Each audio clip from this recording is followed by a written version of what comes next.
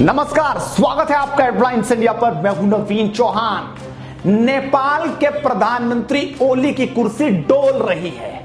पूरा देश उनसे त्रस्त आ चुका है। एक एक पावा निकलकर गिर रहा है, लेकिन चीन की राजदूत हर किसी से मुलाकात कर उनकी कुर्सी बचाने में जुटी हुई थी कि वहीं के नेताओं ने उन्हें रंगे हाथों पकड़ लिया है। क्या वो वहां कह रहे हैं, क्या सोच रहे हैं, तो चलिए शुरुआत करते हैं इस खबर की। चीन के बहकावे में आकर हालात और रिश्ते बिगाड़ रहा है नेपाल। हिंदुस्तान के साथ आत्मिक और आध्यात्मिक रिश्ते हैं। सदियों से दोनों देशों के बीच रोटी बेटी का रिश्ता रहा है और दोनों देशों के नागरिकों के दिल में अब भी है। इन संबंधों के बीच अब चीन के संक्रमण वाली साजिश आ गई है। नेपाल की राजनीति में चीन के संक्रमण के निवेश ने हालात यहां तक पहुंचा दिए हैं कि अब नेपाल भी भारत के विरोध में बोलने लगा है। लेकिन चीन का सामान हो या साजिश, उसकी गारंटी को भारत अच्छी तरह से समझता है, क्योंकि इतिहास को झुटलाया नहीं जा सकता। सोमवार को नेपाल कम्युनिस्ट पार्टी की स्टैंडिंग कमेटी की बैठक होनी थी। बैठक में प्रधानमंत्री ओली के पद पर बने रहने के बारे में फैसला होना था, जो बुधवार तक टल गया। यानी वो अपने एक एक दिन जो कुर्सी का स्वाद है उसे ले रहे हैं। ओली ने कहा कि पार्टी के कुछ लोग राष्ट्रपति को हटाने की भी साजिश रच रहे हैं। ओली और पार्टी नेता प्रचंड की बैठक बेनतीजा रही।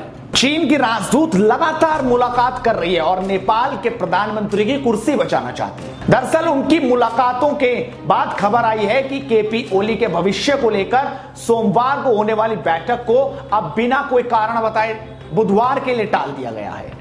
अनुमान लगाया जा रहा है कि यह बदलाव चाइनीज राजदूत के दबाव के कारण ही हुआ है। बता दें कि चीन की राजदूत माधव नेपाल से मुलाकात के लिए नेपाल की राष्ट्रपति विद्या देवी भंडारी से भी मिली थी। समझा जा सकता है कि कैसे नेपाल के प्रधानमंत्री चीनी राजदूत के साथ मिलकर इस तरह की कोशिशों में लगे हैं। लेकिन वहां के नेता लगातार इन सब चीजों को देख रहे हैं, समझ रहे हैं। हमने पहले भी आपको जानकारी दी थी कि वहां के राजदूत कैसे नेपाल के खिलाफ साजिश रच रही है, उनको अपने झांसे में फंसा रही है, और जनता ने बड़ी पसंद की थी। लेकिन अब आपको दिखाते हैं कि नेपाल के नेता आखिरकार कैसे इस राजदूत को इस बार रंगे हाथों पकड़ लेते हैं। राष्ट्रीय जनता पार्टी के अध्यक्ष कमल थापा ने भी ट्वीट किया। उन्होंने कहा, एक और प्रधानमंत्री ओली कहते हैं कि भारतीय राजदूत सरकार को उखाड़ने फेंकने में सक्रिय थे, दूसरी ओर चीन के राजदूत सरकार को बचाने के लिए नेताओं के घर पहुंचते हैं। क्या इस तरह का रिमोट नियंत्रित लोकतांत्रिक गणराज्य नेपाल को फायदा पहुंचाता है?